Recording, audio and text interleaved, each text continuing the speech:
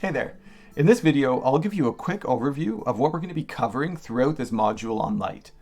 We'll be focusing on explaining how to ensure that your lighting exposure is healthy and supporting your well-being. We're going to start with the fundamentals of healthy light exposure.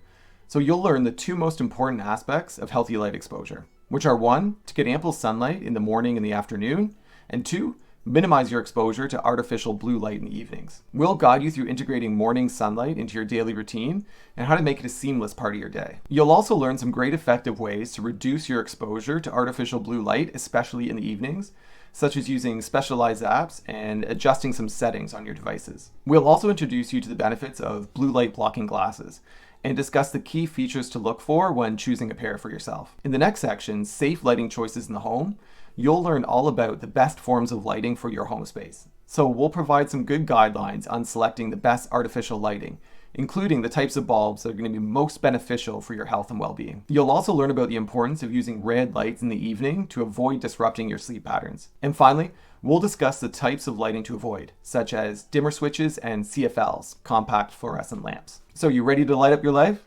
In the next lesson, we'll get started with the two most important things that you can do for healthy light exposure. And remember, we are always here to help if you have any questions along the way.